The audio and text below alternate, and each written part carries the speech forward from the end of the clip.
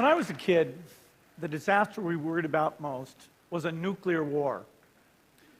That's why we had a barrel like this down in our basement, filled with cans of food and water. When the nuclear attack came, we were supposed to go downstairs, hunker down, and eat out of that barrel. Today, the greatest risk of global catastrophe doesn't look like this. Instead, it looks like this. If anything kills over 10 million people in the next few decades, it's most likely to be a highly infectious virus rather than a war. Not missiles, but microbes. Now, part of the reason for this is that we have invested a huge amount in nuclear deterrence. But we've actually invested very little in a system to stop an epidemic. We're not ready for the next epidemic. Let's look at Ebola. I'm sure all of you read about it in the newspaper. Lots of tough challenges. I followed it carefully through the case analysis tools we use to track polio eradication. And as you look at what went on, the problem wasn't that there was a system that didn't work well enough. The problem was that we didn't have a system at all. In fact, there are some pretty obvious key missing pieces. We didn't have a group of epidemiologists ready to go who would have gone, seen what the disease was, see how far it had spread. The case reports came in on paper. It was very delayed before they were put online, and they were extremely inaccurate. We didn't have a medical team ready to go. We didn't have a way of preparing people. Now, Médecins Sans Frontières did a great job orchestrating volunteers, but even so, we were far slower than we should have been getting the thousands of workers into these countries.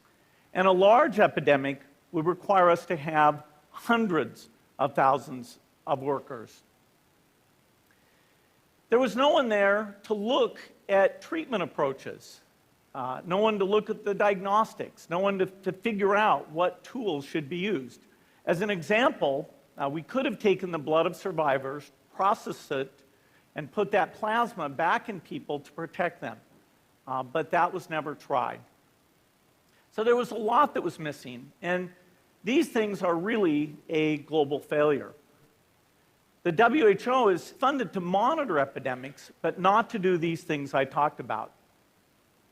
Now, in the movies, it's quite different. There's a group of handsome epidemiologists ready to go. They move in, they save the day, but that's just pure Hollywood. The failure to prepare could allow the next epidemic to be dramatically more devastating than Ebola. Let's look at the progression of Ebola over this year.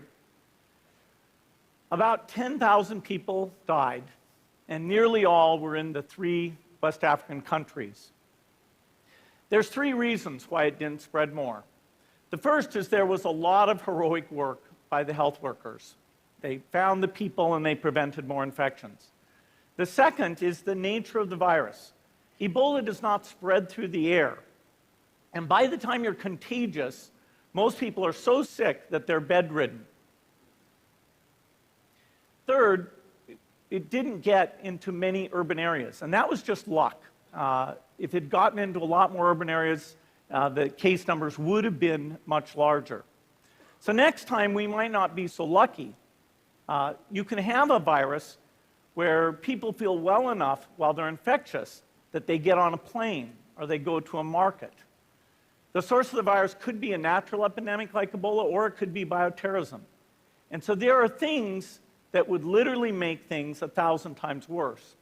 In fact, let's look at a model of a virus spread through the air like the Spanish flu back in 1918. So here's what would happen. It would spread throughout the world very, very quickly. And you can see there's over 30 million people die from that epidemic. So this is a serious problem. We should be concerned. But in fact, we can build a really good response system. We have the benefits of all the science and technology that we talk about here. We've got cell phones to get information from the public and get information out to them. We have satellite maps where we can see where people are and where they're moving. We have advances in biology that should dramatically change the turnaround time to look at a pathogen and be able to make drugs and vaccines that fit for that pathogen.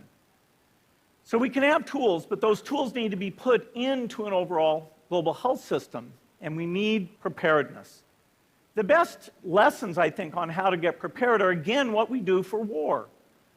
For soldiers, we have full-time waiting to go. We have reserves that can scale us up to large numbers. NATO has a mobile unit that can deploy very rapidly. NATO does a lot of war games to check, are people well-trained?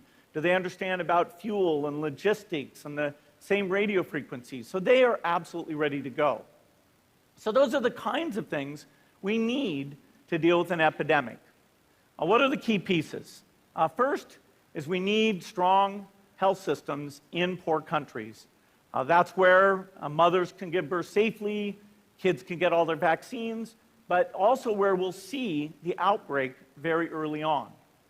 We need a medical reserve corps, lots of people who've got the training and background who are ready to go with the expertise.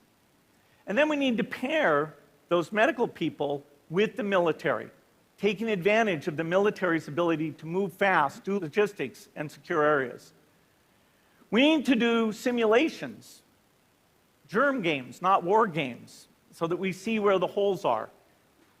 The last time a germ game was done in the United States was back in 2001, and it didn't go so well. So far, the score is germs 1, people 0. Finally, we need lots of advanced R&D in areas of vaccines and diagnostics. There are some big breakthroughs, like adeno-associated virus, that could work very, very quickly. Now, I don't have an exact budget for what this would cost, but I'm quite sure it's very modest compared to the potential harm. The World Bank estimates that if we have a worldwide flu epidemic, global wealth will go down by over $3 trillion, and we'd have millions and millions of deaths. These investments offer significant benefits beyond just being ready for the epidemic. The primary health care, the R&D, those things would reduce global health equity and make the world more just as well as more safe. So I think this should absolutely be a priority. There's no need to panic. We don't have to hoard cans of spaghetti or go down into the basement. But we need to get going because time is not on our side. In fact, if there's one positive thing that can come out of the Ebola epidemic, it's that it can serve as an early warning, a wake-up call to get ready. If we start now, we can be ready for the next epidemic. Thank you.